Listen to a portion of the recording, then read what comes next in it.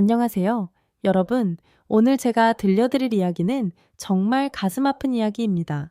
70평생을 자식들을 위해 살아온 한 어머니의 이야기인데요.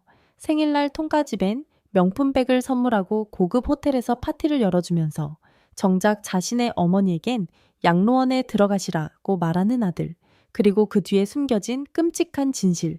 과연 이 어머니는 어떤 선택을 했을까요?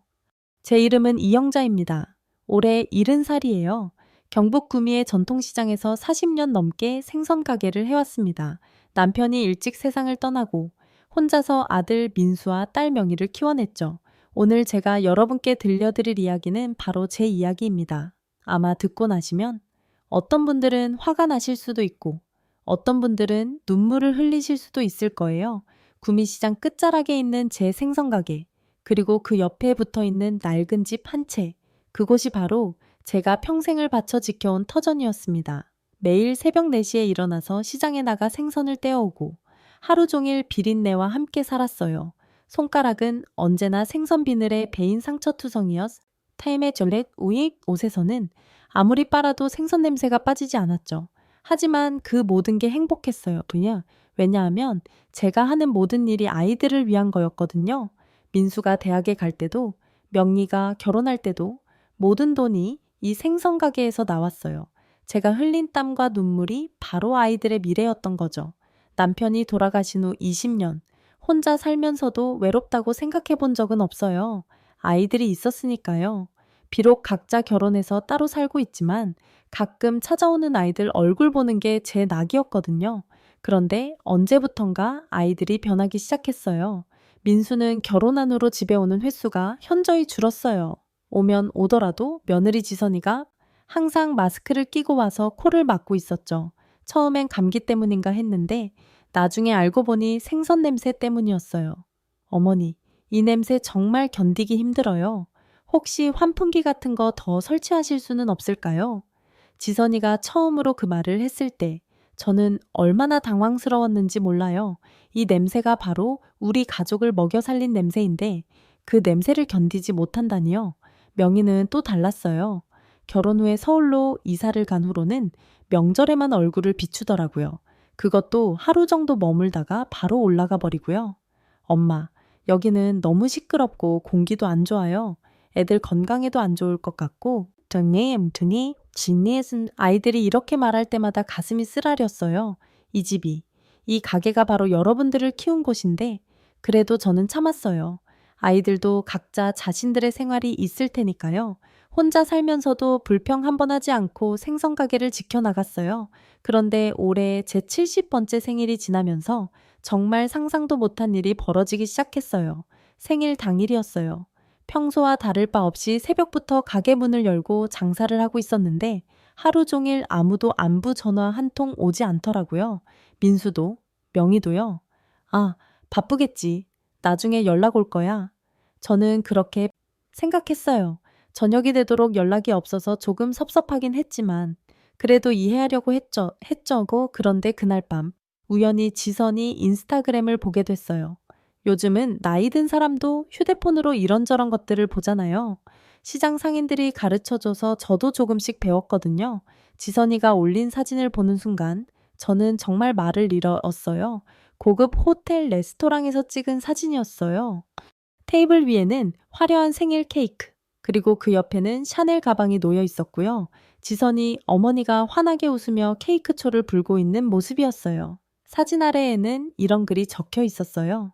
사랑하는 어머니, 생신 축하드려요. 항상 건강하시고 행복하세요. 최고의 어머니시라고 해서 최고급 선물 준비했어요. 사랑해요, 엄마. 판격호 샤넬 가방, 빰효도, 밤바 최고의 며느리. 저는 그 글을 보면서 처음엔 기뻤어요. 아, 내 며느리가 나한테 이렇게 좋은 선물을 준비해뒀구나. 하지만 곧 깨달았죠. 이건 지선이 친정어머니 생일이었던 거예요. 제가 착각했던 거였어요. 그 순간 가슴이 무너지는 것 같았어요. 통가 어머니에게는 샤넬 가방에 고급 호텔 디너를, 그런데 시어머니인 저에게는 생일 축하 인사 한마디도 없다니요. 잠을 이룰 수가 없었어요. 밤새 천장을 바라보며 생각했죠. 내가 뭔가 잘못했나?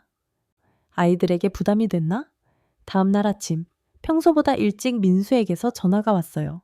엄마, 안녕하세요? 어제 바빠서 연락 못 드렸어요. 생일 축하드려요. 늦었지만 그래도 연락이 와서 기뻤어요. 고마워. 민수야. 엄마. 그런데 오늘 시간 되시면 집에 좀 갈까 해요. 지선이랑 명이랑 같이요. 상의 드릴 얘기가 있어서요. 뭔가 평소와 다른 느낌이었지만 아이들이 온다니까 기뻤어요. 부랴부랴 장 보러 나가서 아이들 좋아하는 음식 재료를 샀죠. 오후에 민수와 지선이 그리고 명희가 함께 왔어요. 오랜만에 아이들이 다 모이니까 기분이 좋더라고요. 엄마, 생일 축하드려요. 명희가 작은 선물 상자 하나를 건넸어요. 열어보니 손수건이었어요. 값싸 보이는 거였지만 그래도 고마웠어요. 고맙다, 명아. 지선이는 아무것도 가져오지 않았어요. 그냥 마스크를 끼고 불편한 표정으로 앉아 있더라고요. 저녁을 차려놓고 함께 앉았는데 분위기가 이상했어요. 아무도 말을 하지 않고 다들 어색해하는 것 같았거든요. 그때 민수가 입을 열었어요. 엄마, 사실 오늘 온 이유가 따로 있어요. 응? 무슨 얘기? 민수가 지선이와 명희를 번갈아 쳐다보더니 말했어요. 엄마, 이제 나이도 70이 되셨고 혼자 이 큰 집에 계시면서 생선가게까지 하시는 게 너무 힘들어 보여요. 뭘 힘들어? 아직 건강한데. 그래도 엄마, 이제 좀 쉬셔야 하지 않을까요? 우리가 좋은 곳을 알아봤어요. 지선이가 가방에서 팸플릿 몇 개를 꺼냈어요. 실버타운 고급 요양원, 이런 글씨가 적힌 광고지들이었어요. 여기 보세요. 어머니, 정말 좋은 곳이에요. 간병인들도 친절하고 시설도 현대식이고 또래분들도 많이 계셔서 외롭지도 않으실 거예요. 저는 그 팸플릿들을 보면서 머리가 하얘졌어요. 너희들이 나보고 요양원에 들어가라는 거니? 요양원이라는 말이 좀 그렇죠. 실버타운이에요. 실버타운. 최고급 시설에서 편안하게 지내시라는 뜻이에요. 명희도 거들었어요. 엄마, 솔직히 여기 집도 너무 낡았잖아요. 겨울엔 춥고, 여름엔 덥고, 생선 냄새도 항상 나고, 엄마 건강에도 안 좋을 거예요. 그리고 어머니, 혹시 모르시나요? 요즘 이 동네가 재개발 얘기가 나오고 있어요. 지선이가 말했어요. 재개발? 네, 구미역에서 걸어서 3분 거리잖아요. 여기 땅값이 많이 올랐어요. 그런데 집은 너무 낡아서 어머니가 혼자 관리하시기에는 벅차실 거예요. 저는 그제야 알았어요. 아이들이 정말로 원하는 게 뭔지를요. 그래서 너희들은 어떻게 하고 싶은 거니? 엄마가 실버타운에 가시면 우리가 이 집을 정리해 드릴게요. 짐 정리도 하고 필요 없는 건 버리고. 집을 정리한다고? 민수가 조심스럽게 말했어요. 엄마, 이 집 아빠? 명의잖아요. 아빠가 돌아가시면서 우리도 권리가 있는 거 아닌가요? 그 말을 듣는 순간 저는 정말 숨이 막혔어요. 권리? 아니, 그게 아니라 엄마 혼자 이 큰 집을 가지고 계실 필요가 있나 싶어서요. 우리도 애들 키우느라 힘들고 명희도 서울에서 전세 살면서 어려우니까. 명희도 거들었어요. 엄마, 우리가 엄마를 버리자는 게 아니에요. 더 좋은 곳에서 편하게 지내시라는 거예요. 그리고 이 집은 솔직히 엄마 혼자 살기에는 너무 크잖아요. 저는 아무 말도 할 수 없었어요. 마치 벼락을 맞은 것 같았거든. 타임 업스충. 지선이가 마저 말했어요. 어머니, 솔직히 말씀드리면 저도 이 집에 올 때마다 너무 힘들어요. 생선 냄새 때문에 숨쉬기가 어렵고 애들도 이 냄새 때문에 기침을 해요. 그래서 오고 싶어도 못 오겠더라고요. 냄새가 그렇게 싫은 거니? 네, 죄송하지만 정말 심해요. 어머니는 평상시에 맡아서 모르시겠지만 저는 그때 정말 울고 싶었어요. 평생을 이 냄새와 함께 살면서 가족을 먹여 살렸는데 그 냄새가 이제는 가족들에게 혐오의 대상이 된 거였어요. 엄마, 일단 생각해 보세요. 우리가 좋은 실버타운 몇 군데 더 알아볼게요. 아이들은 그렇게 말하고 갔어요. 저는 혼자 남겨진 채로 한참을 멍하니 앉아 있었어요. 밤이 되어서야 정신을 차렸어요. 그리고 지선이가 남겨놓고 간 팸플릿들을 다시 봤어요. 어떤 곳은 한 달에 300만 원, 어떤 곳은 500만 원, 이런 돈을 어떻게 마련한다는 걸까요? 그때 깨달았어요. 아이들이 원하는 건 제가 요양원에 가는 게 아니라 이 집을 파는 거였어요. 집을 팔아서 그 돈으로 요양원 비용을 대고 나머지는 아이들이 나눠 가지려는 거였어요. 며칠 후 민수가 또 전화를 했어요. 엄마, 어떻게 생각해 보셨어요? 민수야, 엄마는 아직 정정해. 혼자서도 충분히 살 수 있어. 엄마, 나이를 생각해 보세요. 70이에요. 70. 언제까지 그렇게 고생하실 거예요? 고생이 아니야. 이게 내 삶이고 내 터전이 타임 옹갬성이 점이 엄마. 고집 부리지 마세요. 우리가 다 알아서 해드릴게요. 전화를 끊고 나서도 마음이 불편했어요. 며칠 뒤에는 지선이가 왔어요. 이번에는 뭔가 다른 목적이 있는 것 같았어요. 어머니, 안녕하세요. 지선아, 민수는? 오빠는 회사에 일이 있어서요. 제가 혼자 왔어요. 혼자 왔어요. 지선이는 집 안을 이리저리 둘러보더라고요. 뭔가를 체크하는 것 같았어요. 어머니, 이 방은 요즘 안 쓰시죠? 응? 안 써. 그리고 이 창고 같은 곳 오고 맹고 정리하면 좋겠는데요. 지선이는 손에 작은 수첩을 들고 뭔가를 적고 있었어요. 뭘 적고 있니? 아, 그냥 나중에 정리할 때 참고하려고요. 그날 지선이는 1시간 정도 있다가 갔어요. 하지만 뭔가 이상했어요. 제가 보지 않을 때 집 곳곳을 사진으로 찍고 있는 것 같았거든요. 일주일 후 옆집 할머니가 이상한 말을 하더라고요.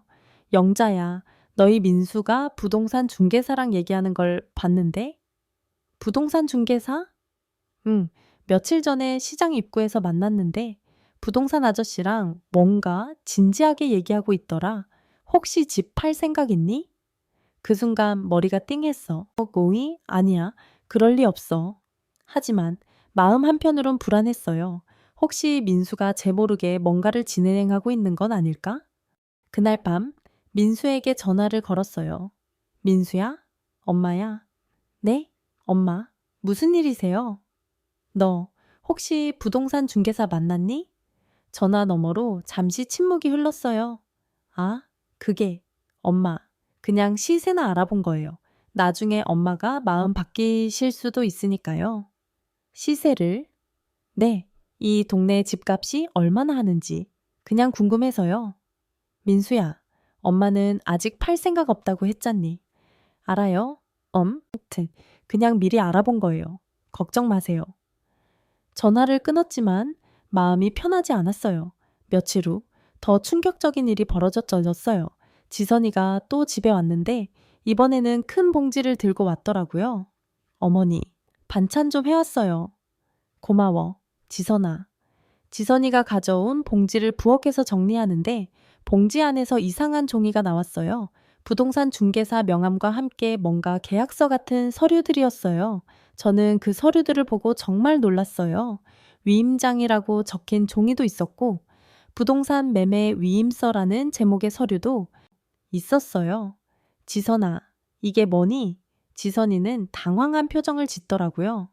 아, 그게 어머니, 그냥 혹시 나중에 필요할 수도 있어서 준비해 본 거예요. 나중에 필요하다고? 네, 만약에 어머니가 실버타운에 가시게 되면 집 정리할 때 필요할 수도 있잖아요. 저는 그 순간 모든 걸 깨달았어요. 아이들은 이미 제가 집을 팔 거라고 확신하고 있었어요. 그리고 모든 걸 미리 준비해 놓고 있었던 거예요. 지선아, 엄마는 아직 집 팔 생각 없다고 했잖니. 어머니, 하지만 언젠가는? 언젠가가 아니야. 엄마는 여기서 죽을 때까지 살 거야. 처음으로 지선이에게 큰 소리를 쳤어요. 지선이는 깜짝 놀란 표정을 지었어요. 어머니, 왜 그러세요? 우리가 어머니를 위해서 하는 일인데, 나를 위해서? 정말 나를 위해서? 그럼요. 어머니 혼자서 이 집을 관리하시는 게 얼마나 힘드시겠어요. 그리고 솔직히 이 냄새도 어머니 건강에 안 좋을 거예요. 지선이는 또 코를 막으며 말했어요. 냄새, 냄새. 너는 그 냄새가 그렇게 싫니? 네, 솔직히 말하면 정말 견디기 어려워요. 우리 애들도 여기 오는 걸 싫어해요. 할머니 집은 냄새가 너무 난다고. 그 말을 듣는 순간 저는 정말 마음이 아팠어요. 손주들까지도 저를 피하고 있었다는 걸 그때 알았거든요. 지선이는 그날 서류들을 모두 챙겨서 갔어요. 하지만 저는 이미 모든 걸 봤어요. 아이들이 무엇을 계획하고 있는지 알 수 있었어요. 그날 밤부터 잠을 제대로 이룰 수가 없었어요. 아이들이 정말로 나를 요양원에 보내고 집을 팔려고 하는 건가? 평생을 키워준 아이들이? 며칠 후 시장에서 장사하고 있는데 낯선 남자가 찾아왔어요. 혹시 이영자 할머니세요? 네, 그런데요. 안녕하세요. 저는 부동산 중개업을 하는 김정호라고 합니다. 따님께서 연락을 주셔서 왔는데요. 딸이요? 네, 명희 씨요. 혹시 이 집 매매하실 의향이 있으시냐고 문의를 주셨더라고요. 저는 그 순간 정말 어이가 없었어요. 명희가 제 모르게 부동산 중개색에 연락을 했다니요. 저는 집 팔 생각 없는데요. 아, 그러세요? 따님께서는 어머님이 실버타운 입주를 고려하고 계셔서 집을 정리하실 예정이라고 하시던데 그런 계획 없습니다. 돌아가세요. 부동산 중개사는 어리둥절한 표정으로 갔어요. 저는 바로 명희에게 전화를 걸었어요. 명희야, 너 부동산 중개사 보냈니? 엄마? 아, 그게. 왜 엄마 모르게 그런 걸 했니? 엄마, 그냥 미리 알아본 거예요. 나중에 필요할 수도 있으니까요. 나중에? 엄마는 집 안 판다고 했잖니. 엄마, 하지만 실버타운 가시려면 돈이 필요하잖아요. 집 말고 다른 방법이 있어요? 명희, 말도 민수와 비슷했어요. 이미 제가 실버타운에 갈 거라고 결정해 놓고 있었어요. 명아, 엄마는 실버타운 갈 생각 없어. 여기서 살 거야. 엄마, 고집 부리지 마세요. 오빠도 그렇게 말하고, 언니도 그렇게 말하는데. 언니? 지선이가? 네. 언니가 그러는데 어머니 혼자 그 집에 계시면 위험하대요. 나이도 많으시고, 만약에 무슨 일이라도 생기면 어떻게 하냐고. 저는 그때 깨달았어요. 민수, 지선이, 명희, 이 아이들이 모두 작당을 해서 저를 집에서 내쫓으려고 하고 있다는 걸요. 며칠 후, 세 명이 모두 다시 집에 왔어요. 이번에는 뭔가 결정적인 얘기를 하러 온 것 같았어요. 엄마, 우리가 정말 좋은 실버타운을 찾았어요. 민수가 새로운 팸플릿을 내밀었어요. 여기는 한 달에 200만 원밖에 안 해요. 그리고 시설도 정말 좋고, 의료진들도 24시간 상주해요. 200만 원? 저는 계산을 해봤어요. 1년이면 2,400만 원, 10년이면 2억 4천만 원. 이런 돈을 어디서 구한다는 걸까요? 엄마, 집만 팔면 여기서 10년은 넉넉히 계실 수 있어요. 역시나였어요. 집을 팔아서 그 돈으로 요양원 비용을 내라는 거였어요. 그런데 10년 후엔 어떻게 해? 아이들은 서로 눈치를 봤어요. 그때 가서 또 생각해보죠. 명희가 말했어요. 10년 후에는 제가 80이에요. 그때 가서 생각한다는 게 무슨 뜻인지 저도 알 수 있었어요. 엄마, 이제 정말 결정하셔야 되는데요. 우리도 더 이상 기다릴 수 없어요. 저 오셔움이 저희 없어요. 어디? 민수의 목소리에는 어떤 압박감이 있었어요. 왜 기다릴 수 없는데? 엄마, 솔직히 말씀드릴게요. 저희도 각자 살기 바빠요. 오빠는 회사에서 승진 문제가 있고, 저도 서울에서 전세 문제 때문에 힘들어요. 그런데 어머니가 혼자 계시면 저희가 항상 신경 써야 하잖아요. 명희의 말에 지선이도 거들었어요. 맞아요. 어머니, 만약에 어머니께 무슨 일이라도 생기면 저희가 모든 걸 다 떠안아야 해요. 그럴 바에야 미리미리 준비하시는 게 낫지 않을까요? 저는 그 말들을 들으면서 정말 마음이 아팠어요. 아이들이 저를 짐으로 생각하고 있다는 걸 느꼈거든요.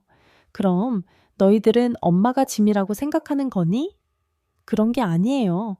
엄마, 우리가 어머니를 사랑하니까 더 좋은 곳에서 편하게 지내시라는 거예요. 하지만 저는 알 수 있었어. 타임의 고습 구머 이야 진리 이 아이들의 눈빛에서, 말투에서 진짜 속마음을 읽을 수 있었어요. 엄마, 내일까지 생각해보세요. 더 이상 미룰 수 없어요. 그렇게 말하고 아이들은 갔어요. 저는 혼자 남겨진 채로 한참을 울었어요. 평생을 아이들을 위해 살았는데 이제 와서 이런 말을 들어야 한다니. 그날 밤 정말 잠을 이룰 수가 없었어요. 창밖을 보니 새벽 2시였어요. 문득 남편 생각이 났어요. 여보, 당신이 살아계셨다면 이런 일이 벌어졌을까? 남편과 함께 이 집을 샀던 30년 전이 생각났어요. 그때는 정말 행복했었는데 새벽에 일어나서 생선가게 준비를 하는데 마음이 무거웠어요. 오늘 하루가 지나면 대답을 해야 하거든요. 그런데 아침에 장사를 하고 있는데 또 다른 부동산 중개사가 찾아왔어요. 혹시 이영자 할머니세요? 안녕하세요. 저는 대한부동산 박민수라고 하는데요. 또 부동산이요? 저는 집 안 판다고 했는데. 아, 아니에요. 사실 따님 되시는 분이 직접 저희 사무소에 오셔서 집 매매 상담을 받으셨거든요. 그래서 한번 집을 보러 왔어요. 딸이요? 명희가? 네, 명희 씨요. 어머님이 실버타운에 입주하시기로 결정하셔서 집을 매매하실 예정이라고 하시더라고요. 그런데 어머님 동의는 받으셨나요? 저는 그 순간 정말 화가 났어요. 명의가 제 모르게 부동산 사무소까지 가서 상담을 받았다니요. 제 동의 없이 누가 감히 제 집을 팔려고 해요? 아, 죄송합니다. 그럼 매매 의사가 없으시다는 거죠? 당연하죠. 돌아가세요. 부동산 중개사는 어리둥절한 표정으로 갔어요. 저는 바로 명희에게 전화를 걸었어요. 명희야, 너 부동산 사무소까지 갔다며? 엄마, 그게 내가 언제 집 팔겠다고 했니? 내 동의도 없이 어떻게 그럴 수가 있니? 엄마, 어차피 팔으실 거잖아요. 미리 알아본 거예요. 어차피 팔 거라고? 누가 정했는데? 엄마, 현실을 봐요. 어머니 혼자 그 집에서 언제까지 살 거예요? 우리도 각자 생활이 있어요. 명희의 목소리에는 짜증이 섞여 있었어요. 각자 생활? 네.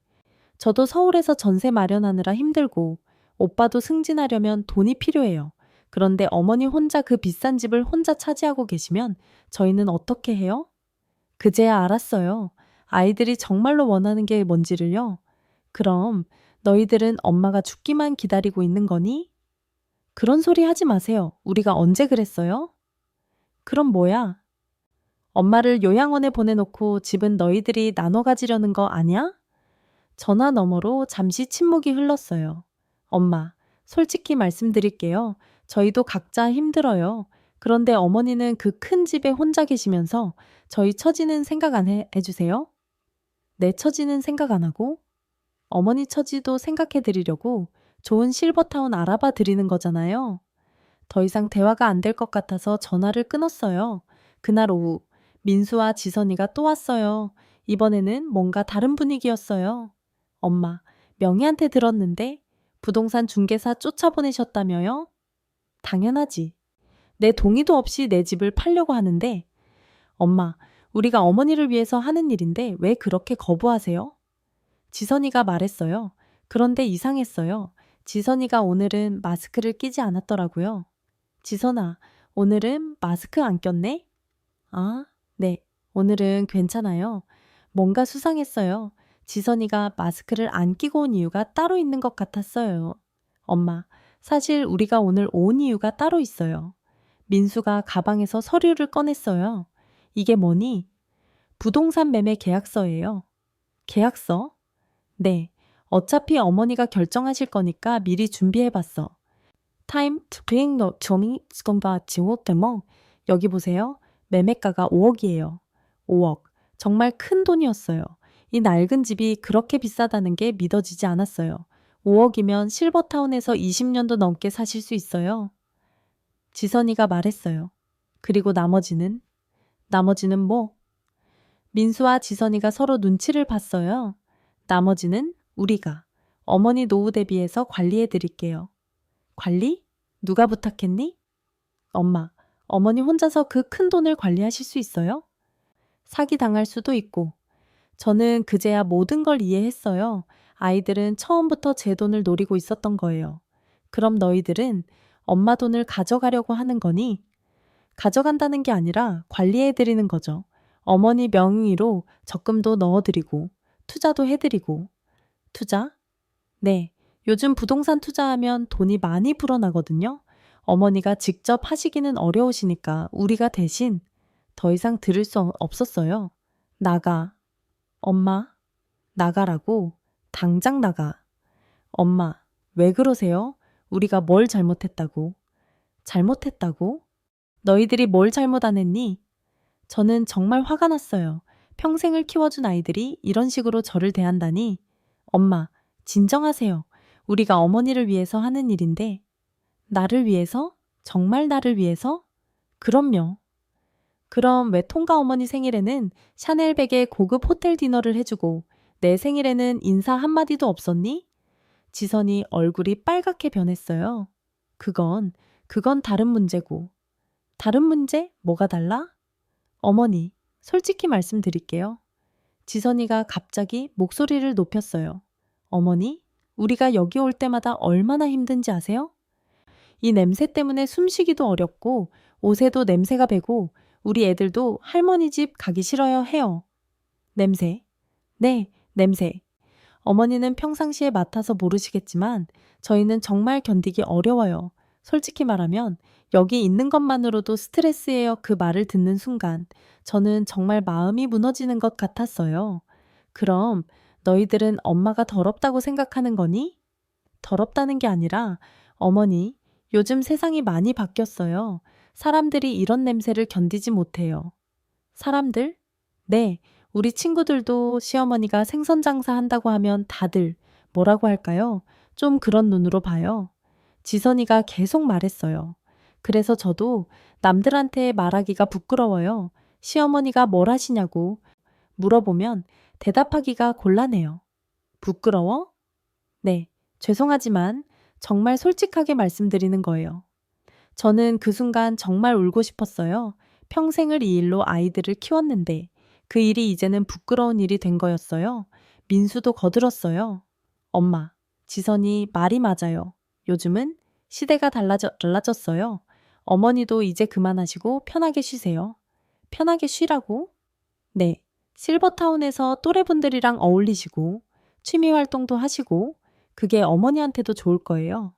저는 그때 깨달았어요. 아이들이 정말로 저를 어떻게 생각하고 있는지를요. 그럼 너희들 눈에는 엄마가 낡고 쓸모없는 사람으로 보이는 거구나. 그런 게 아니에요. 엄마. 아니야. 맞아.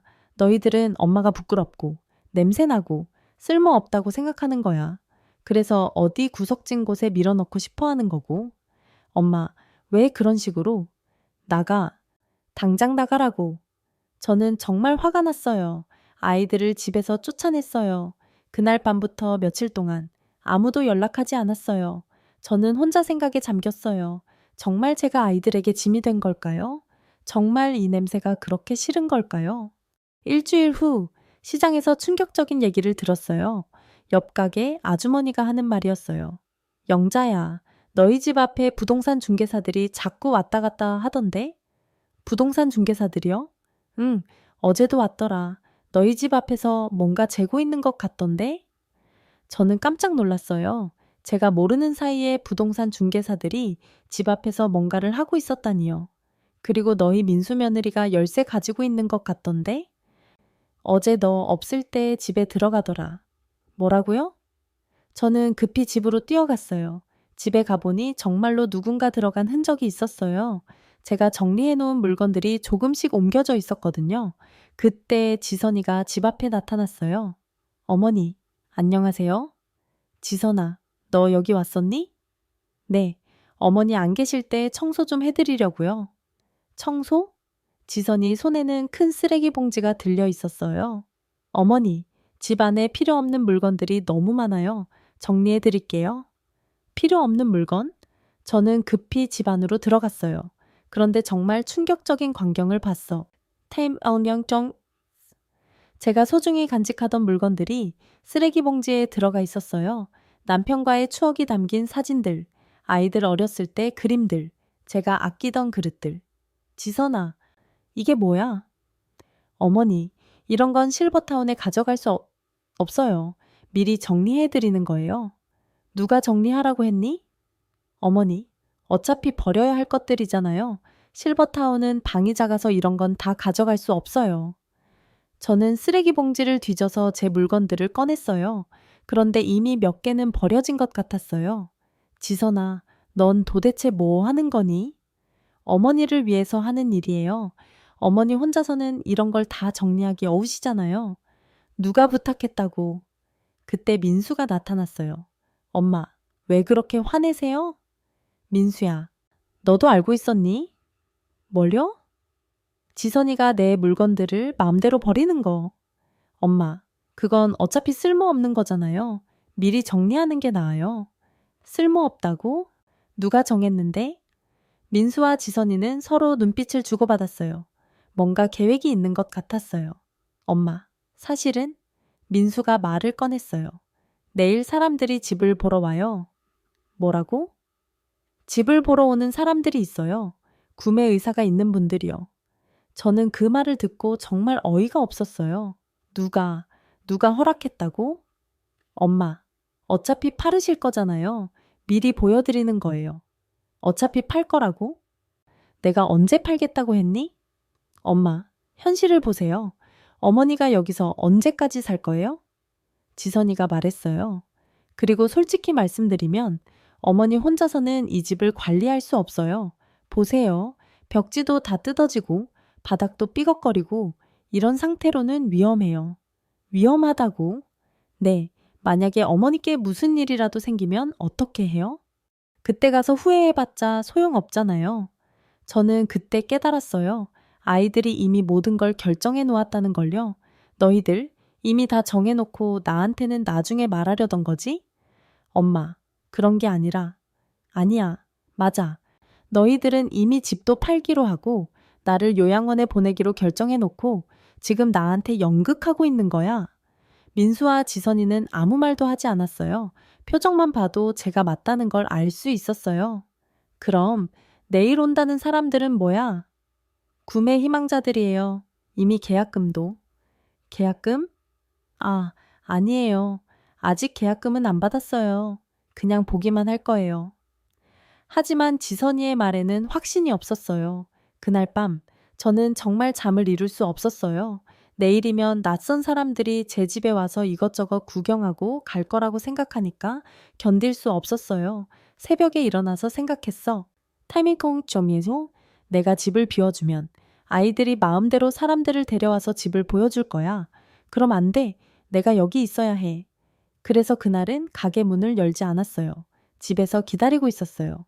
오전 10시쯤 정말로 사람들이 왔어요. 민수와 지선이, 그리고 낯선 중년 부부, 그리고 부동산 중개사까지. 저는 문을 활짝 열고 그들을 맞았어요. 어머? 어머니 계시네요. 지선이가 당황한 표정을 지었어요. 엄마, 오늘 시장에 안 나가셨어요? 응, 안 나갔. 타면 돈이 첫 반반?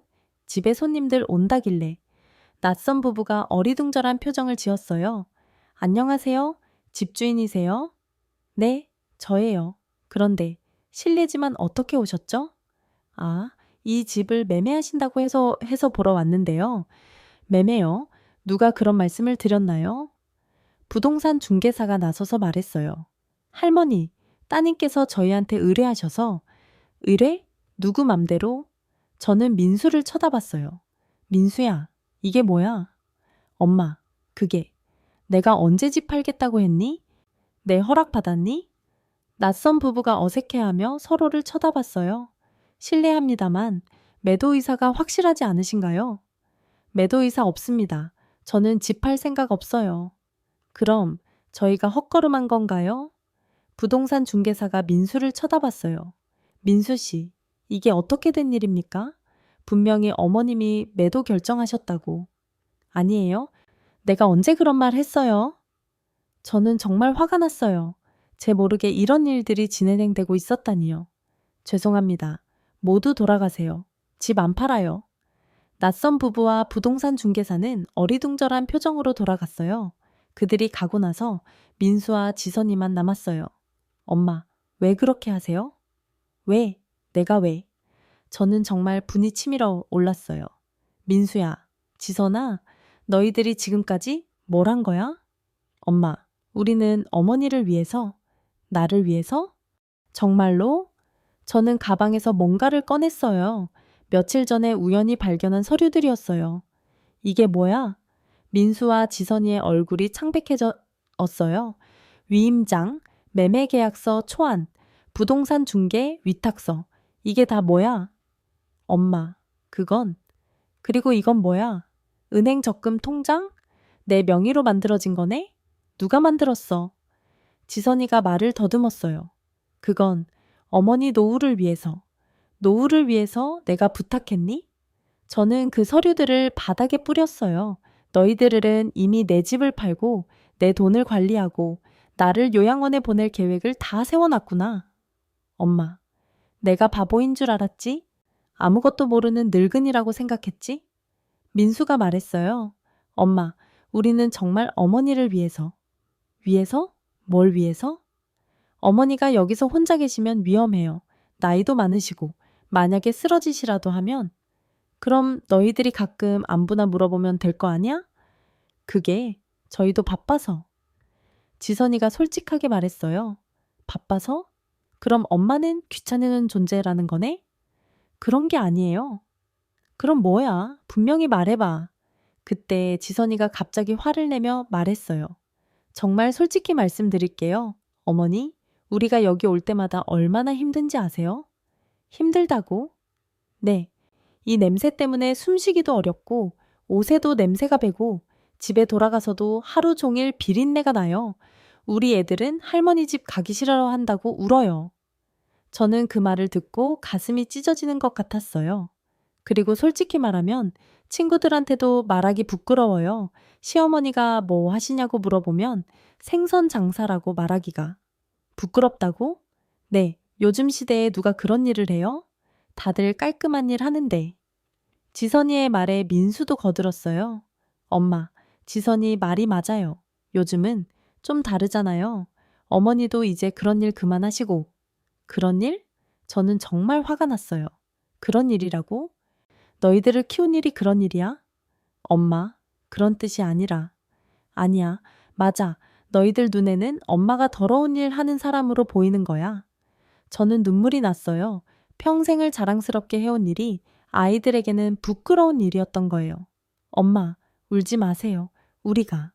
나가, 당장 나가라고. 엄마, 나가라고 했어.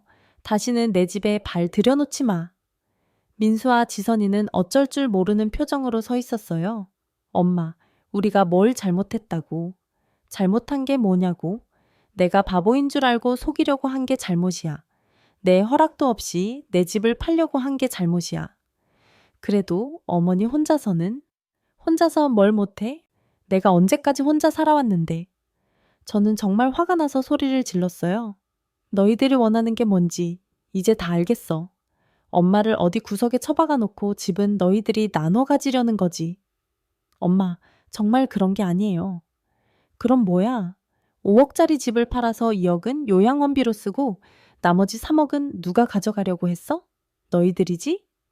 민수와 지선이는 아무 대답을 하지 못했어요.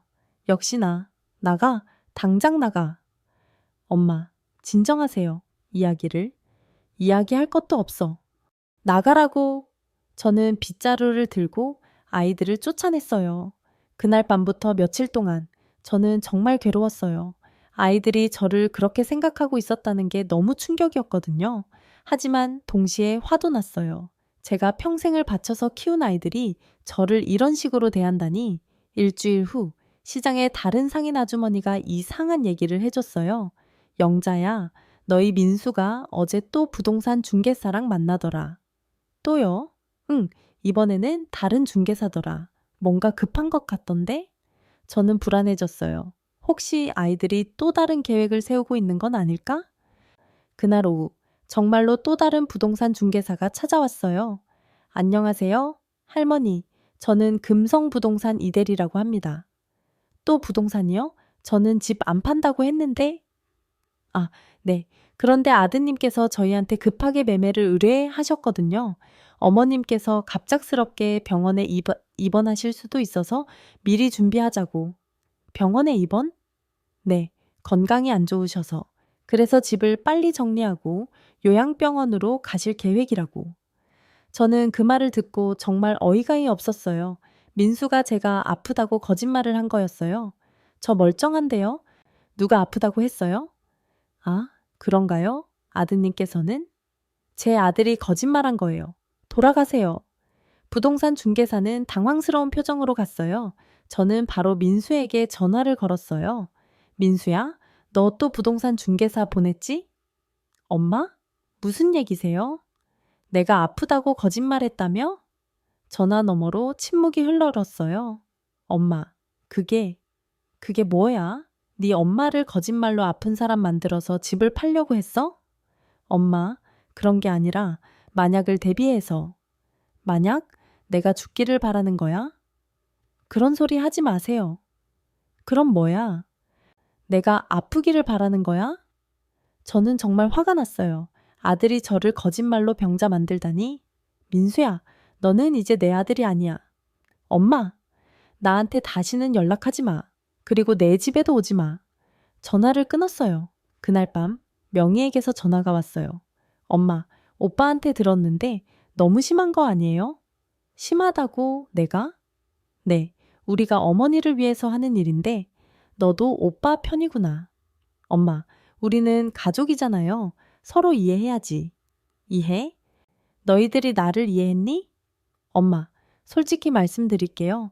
어머니가 너무 고집이 세세요. 우리 말을 전혀 안 들으시잖아요. 내 말은 들었니? 내가 집 안 팔겠다고 했잖아. 그래도 어머니 미래를 생각해서 내 미래는 내가 결정할게. 너희들이 참견하지 마. 엄마, 그럼 어머니가 나중에 쓰러지시거나 하면 어떻게 해요? 우리가 다 책임져야 하는데. 책임? 누가 지라고 했니? 엄마, 우리가 자식이잖아요. 당연히. 자식? 너희들이 자식 같으니? 저는 더 이상 말하고 싶지 않아서 전화를 끊었어요. 그 후로 며칠 동안 아무도 연락하지 않았어요. 저는 혼자 생각했어요. 정말 내가 잘못된 건가? 아이들 말이 맞는 건가? 하지만 마음 한편으로는 억울했어요. 평생을 아이들을 위해 살았는데 이제 와서 이런 대접을 받다니. 2주일 후 시장에서 또 충격적인 소식을 들었어요. 영자야, 너희 집 앞에 매물 딱지 붙어 있더라. 뭐라고요? 급히 집으로 달려갔어요. 정말로 제 집 앞에 매물 표시가 붙어 있었어요. 그리고 부동산 중개사 전화번호까지. 저는 그 딱지를 떼어내면서 정말 화가 났어요. 제 허락도 없이 어떻게 이런 일을 할 수 있을까요? 바로 그때 낯선 사람들이 제 집 앞에서 사진을 찍고 있었어요. 여기서 뭐 하세요? 아, 안녕하세요. 저희는 이 집 매입을 검토하고 있는데요. 혹시 집주인이세요? 네. 그런데 이 집 안 팔아요. 네. 하지만 매물로 나와 있는데 누가 매물로 내놨는지는 모르겠지만 저는 팔 생각 없어요. 그 사람들은 어리둥절한 표정으로 갔어요. 저는 바로 그 부동산 중개사에게 전화를 걸었어요. 여기 금성부동산이죠? 누가 우리 집을 매물로 내놨어요? 아, 할머니세요? 아드님께서 의뢰하셨는데 제 허락받았어요? 그게 아드님이 어머님 동의 받으셨다고. 거짓말이에요. 당장 매물에서 빼세요. 하지만 이미 계약금을? 계약금? 저는 깜짝 놀랐어요. 네, 아드님께서 어제 계약금 500만 원을 받으셨는데 뭐라고요? 저는 정말 어이가 없었어요. 민수가 제 허락 없이 계약금까지 받았다니. 당장 그 계약 취소하세요. 제가 집주인이에요. 할머니, 하지만 이미 계약이.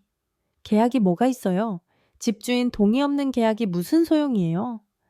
저는 화가 나서 전화를 끊고 바로 민수에게 전화를 걸었어요. 민수야, 너 계약금 받았다며? 엄마, 어떻게 하셨어요? 어떻게 알았냐고? 부동산에서 연락 왔어.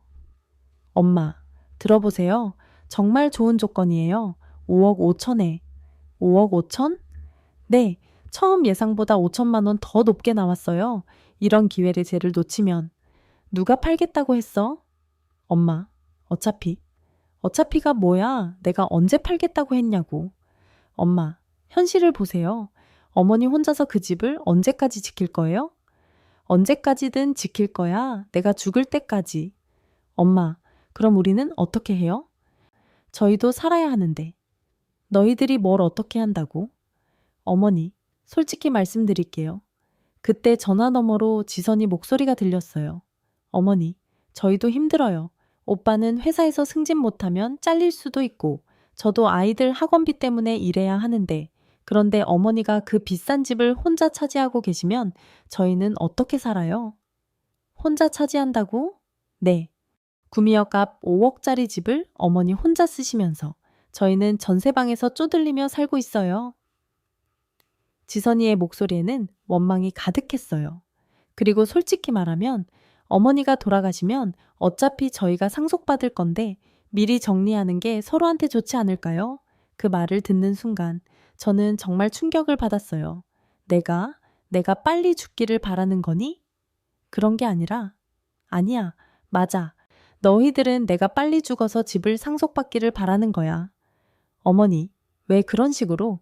당장 계약 취소해. 엄마, 이미 계약금도 받았는데, 받았으면 돌려줘. 그게 이미 써버려서. 뭐? 엄마, 저희가 너무 급해서 명의 전세자금 일부로 쓰고 저희 애들 학원비로. 저는 그 말을 듣고 정말 어이가 없었어요. 제 집 계약금을 벌써 써버렸다니. 너희들 정말 미쳤구나. 엄마, 어차피 어머니가 쓸 돈 아니잖아요. 실버타운 가시면. 더 이상 들을 수 없어서 전화를 끊었어요. 그날 밤 저는 정말 잠을 이룰 수 없었어요. 아이들이 이미 제 돈을 써버렸다니, 그리고 제가 죽기를 바라고 있다니.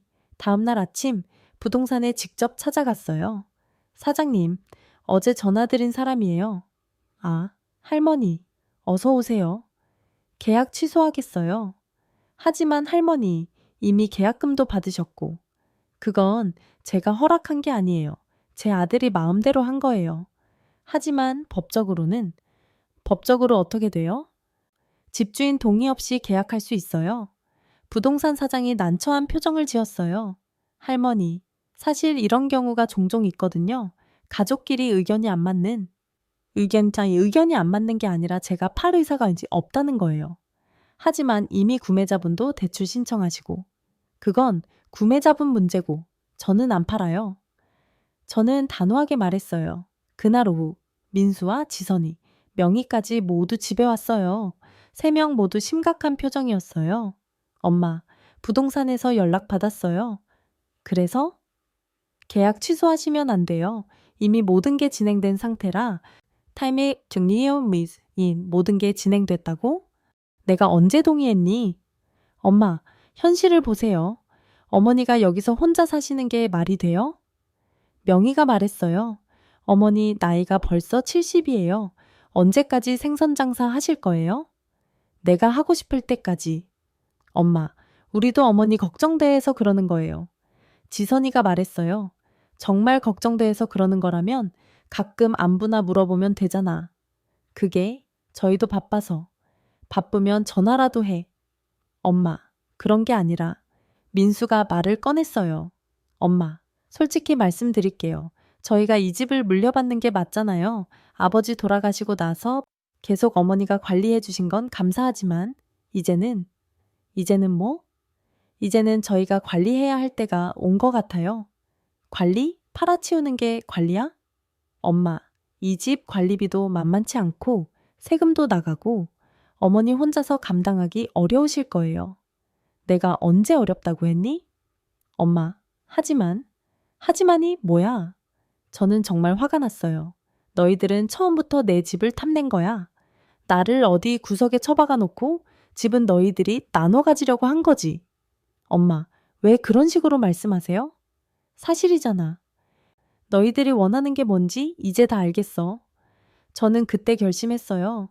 더 이상 이런 식으로 당하고 있을 수 없다고요. 알겠어. 내가 알아서 할게. 뭘 알아서 한다는 거예요?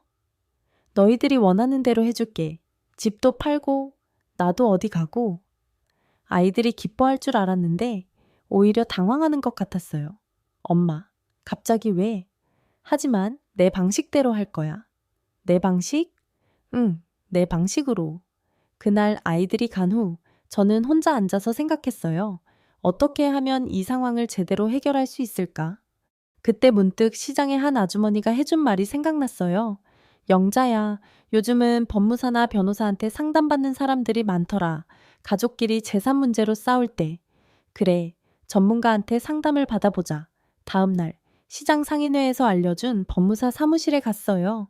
안녕하세요. 어르신, 무슨 일로 오셨나요? 집 문제 때문에 왔어요. 자식들이 제 허락 없이 집을 팔려고 해요. 법무사가 자세히 상황을 들어보더라고요. 어르신, 집 등기부등본 가져오셨나요? 이거요? 등기부등본을 보더니 법무사가 말했어요.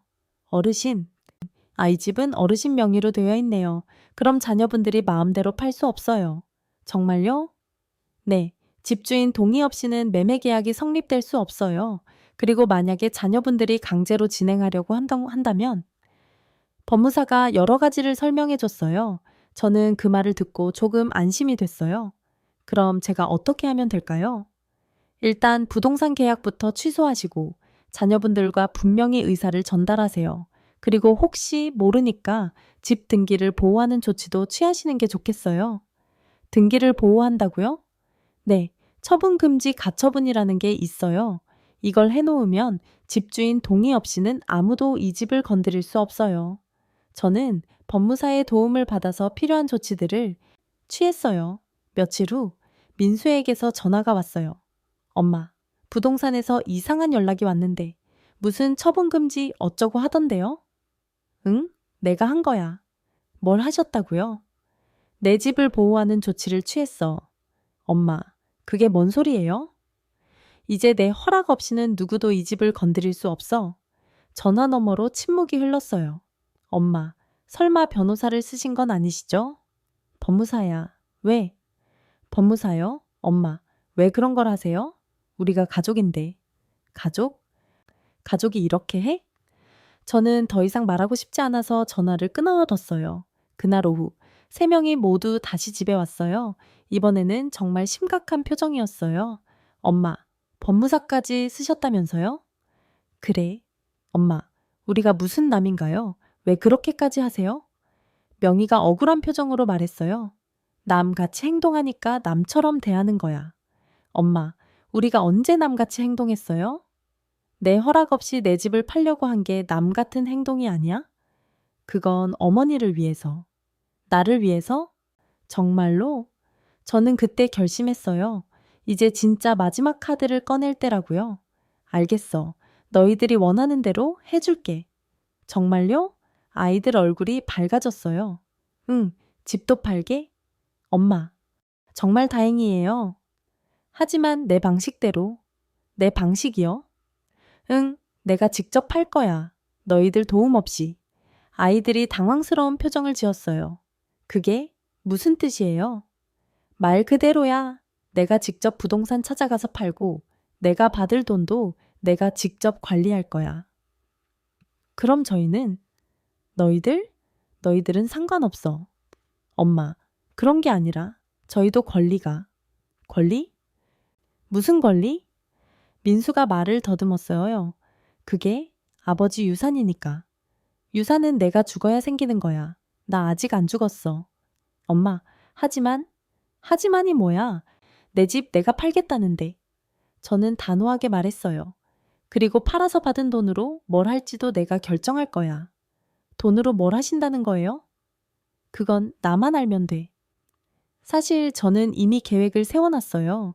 법무사 선생님이 조언해준 대로 제가 직접 집을 팔고 그 돈으로 정말 좋은 곳에서 여생을 보내기로 한 거예요. 아이들에게 의지하지 않고 말이에요. 엄마, 그래도 가족인데 상의는 해야 하지 않을까요? 지선이가 조심스럽게 말했어요. 상의? 너희들이 나랑 상의했니? 내 허락받고 계약금 받았니? 그건 뭐야? 너희들은 내 허락 없이 마음대로 하고 나는 너희들한테 상의해야 해? 아이들은 아무 말도 하지 못했어요. 이제 그만 가. 내가 할 일은 내가 알아서 할게. 엄마, 가라고. 그날 밤부터 저는 본격적으로 준비를 시작했어요. 법무사 선생님이 소개해준 신뢰할 만한 부동산 업체를 찾아갔어요. 어르신, 정말 좋은 위치네요. 구미역에서 도보 3분이면 요즘 이런 입지는 정말 귀해요. 얼마 정도 받을 수 있을까요? 시세로 봐서는 5억 5천에서 6억 정도 가능할 것 같은데요. 재개발 소문도 있고 해서 투자 목적으로 찾는 분들이 많거든요. 6억, 아이들이 계약했던 것보다 5천만 원이나 높은 가격이었어. 타임 공점총 보내시. 어르신, 급하게 파실 이유는 없으시죠? 조금 기다리시면 더 좋은 조건도 가능할 텐데요. 아니에요. 빨리 정리하고 싶어요. 그러시다면 한 달 안에 좋은 매수자 구해드릴게요. 부동산에서 나오면서 마음이 조금 가벼워졌어요. 이제 모든 걸 제 손으로 해결할 수 있을 것 같았거든요. 며칠 후 정말로 좋은 매수자가 나타났어요.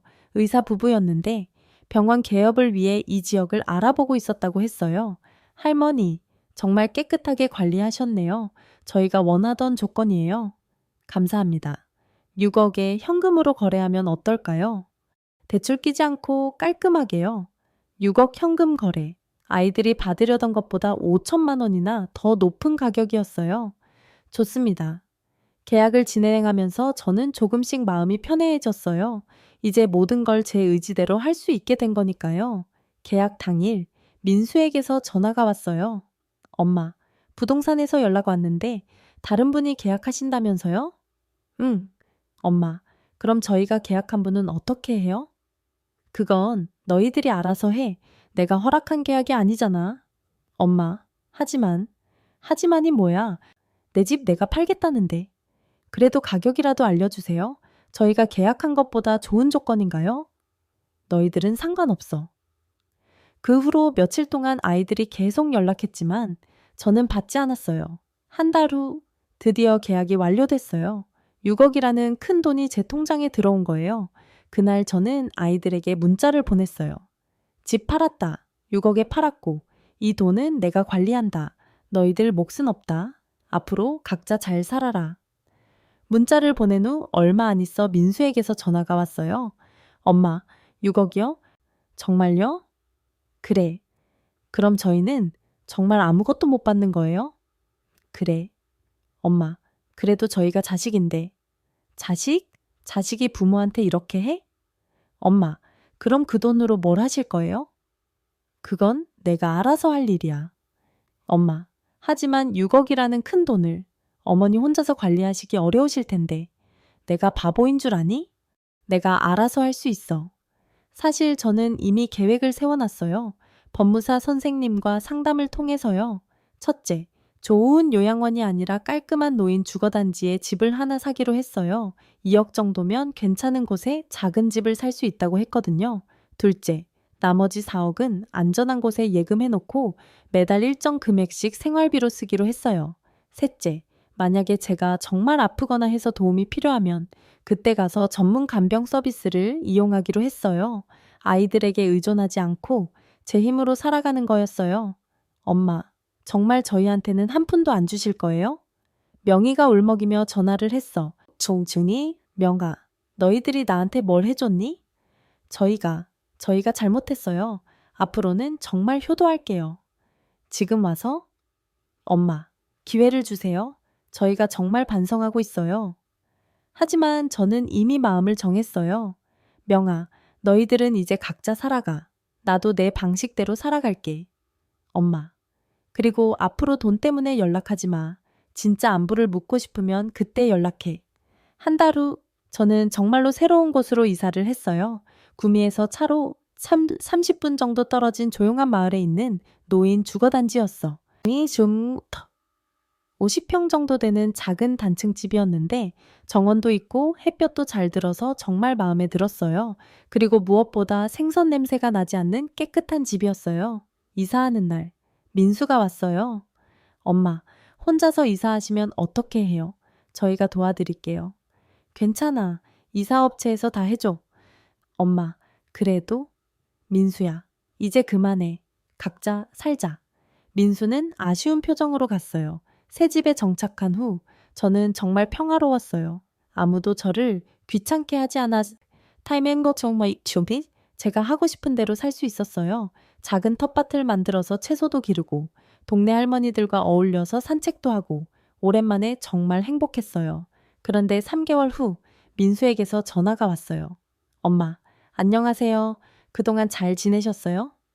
응, 잘 지내고 있어. 엄마, 사실은 저희가 좀 어려워져서요. 어려워? 네, 제가 회사에서 결국 그만두게 됐어요. 그래? 그리고 지선이도 일자리를 구하기 어려워하고 명희도 서울에서 전세금 때문에 힘들어해. 타임 공정이. 저는 그 말을 듣고도 별로 동정심이 들지 않았어요. 그럼 더 열심히 살아야지. 엄마, 그래도 저희가. 민수야, 나도 70평생 혼자 힘으로 살아왔어. 너희들도 각자 살아봐. 엄마, 하지만이 뭐야? 내가 어렸을 때는 누가 도와줬니? 아무도 없었어. 나 혼자 다 해냈어. 엄마, 그때와 지금은 달라요. 뭐가 달라? 사람 사는 건 똑같아. 그날 전화를 끊고 나서 저는 창밖을 바라봤어요. 제가 가꾼 작은 정원에 꽃들이 예쁘게 피어 있었어요. 6개월 후 지선이가 직접 찾아왔어요. 어머니, 안녕하세요? 지선아, 어떻게 여기까지? 어머니 주소를 민수 오빠한테 들었어요. 지선이 얼굴이 많이 야위어 있었어요. 들어와. 어머니, 집이 정말 예쁘네요. 고마워. 어머니, 사실 찾아온 이유가 정말 죄송한 타임 좀 너지 with 저희가 너무 힘들어서요. 뭐가? 오빠가 일자리를 잃고 저도 일을 구하기 어렵고 아이들 학원비도 못 내고 있어요. 그래? 어머니, 정말 죄송하지만 조금만 도와주실 수 없을까요? 지선이가 고개를 숙였어요. 지선아, 너희들이 나한테 뭘 해줬니? 어머니, 내가 요양원 가라고 했을 때, 내 집 팔겠다고 했을 때, 너희들이 나를 어떻게 대했는지 기억하니? 어머니, 저희가 정말 잘못했어요.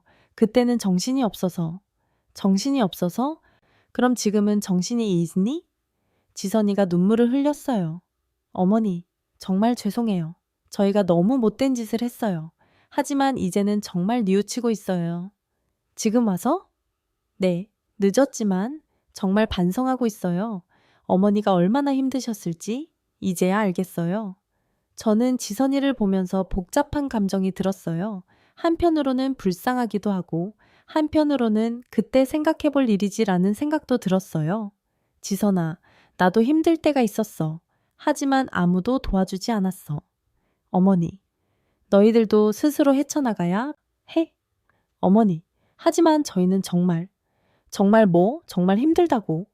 나는 남편 죽고 혼자서 애둘 키우면서도 누구한테 손 벌린 적 없어. 지선이는 더 이상 할 말이 없는지 조용히 있었어요. 지선아, 가. 어머니, 가라고. 그리고 앞으로 돈 때문에는 오지 마. 지선이는 눈물을 흘리며 갔어요. 1년이 지나고 저는 정말 평화로운 생활을 하고 있었어요.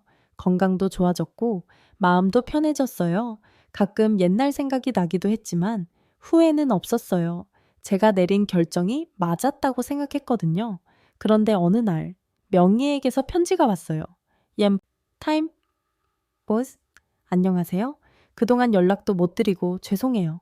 엄마 덕분에 저희가 얼마나 철없이 살았는지 이제야 깨달았어요. 엄마가 평생 저희를 위해 얼마나 힘들게 사셨는지 정말 죄송해요. 지금 당장은 엄마께 도움이 될 수 없지만 언젠가는 정말 효도할 수 있는 딸이 되겠어요. 건강하세요. 편지를 읽으면서 조금 마음이 움직였어요. 하지만 여전히 섣불리 마음을 열고 싶지는 않았어요. 2년 후 제가 감기에 걸려서 병원에 입원했어요. 큰 병은 아니었지만 나이가 있다 보니 조심스러워서요. 그런데 민수가 병원에 나타났어요. 엄마, 어떻게 아셨어요? 병원에서 연락 왔어요? 보호자 연락처에 제가 적혀 있더라고요. 민수는 제 곁에서 정말 열심히 간병을 해줬어요. 예전과는 완전히 달랐어요. 엄마, 정말 죄송해요. 그동안 저희가 너무 못됐어요. 이제 와서. 엄마, 저희가 정말 잘못했어요. 엄마를 이해하려고 하지도 않고, 엄마 마음은 생각하지도 않고, 정말 못된 자식들이었어요. 민수의 눈에 눈물이 맺혔어요. 엄마, 저희가 각자 힘들게 살아보니까 이제야 알겠어요. 엄마가 얼마나 힘드셨을지, 그리고 엄마가 저희한테 얼마나 실망하셨을지. 저는 그 말을 듣고 조금씩 마음이 풀렸어요. 민수야? 엄마, 이제는 정말 달라졌어요. 엄청 달라졌어요. 돈 때문이 아니라 정말 엄마가 걱정돼서 사랑해서 그러는 거예요. 정말? 네, 정말이에요. 저희가 늦게 깨달았지만 이제는 진짜 효도하고 싶어요. 병원에 있으면서 저는 많은 생각을 했어요. 아이들이 정말 변했는지, 아니면 또 다른 계략인지. 하지만 민수의 행동을 보면서 조금씩 믿게 됐어요. 예전처럼 급하게 행동하거나 뭔가를 요구하지 않았거든요. 퇴원할 때 민수가 말했어요. 엄마, 집에 혼자 계시면 위험해요. 저희가 가끔씩 안부 확인하러 가도 될까요? 민수야? 엄마, 돈 달라는 얘기 아니에요. 정말 엄마가 걱정돼서 그러는 거예요. 저는 잠시 생각하다가 말했어요. 가끔씩 안부 정도는 물어봐도 되겠네. 민수 얼굴이 밝아졌어.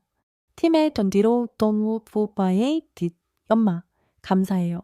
정말 감사해요. 그 후로 아이들이 정말 달라졌어요. 한 달에 한두 번씩 안부를 물어오고 명절에는 꼭 찾아와서 인사를 했어요. 그리고 무엇보다 더 이상 돈 얘기를 하지 않았어요. 제가 어떻게 살고 있는지, 돈을 어떻게 쓰고 있는지 묻지도 않았고요. 3년이 지난 지금 저는 정말 행복하게 살고 있어요. 아이들과의 관계도 많이 좋아졌고 제가 원하는 방식으로 생활하고 있어요. 가끔 옛날 일을 생각해보면 그때 제가 내린 결정이 정말 잘한 일이었다고 생각해요. 만약에 그때 아이들 말대로 요양원에 들어가고 집을 내어줬다면 지금 이렇게 행복할 수 있었을까요? 아마 아이들은 집 한 돈을 다 써버리고 저는 어디 구석진 요양원에서 외롭게 지내고 있었을 거예요.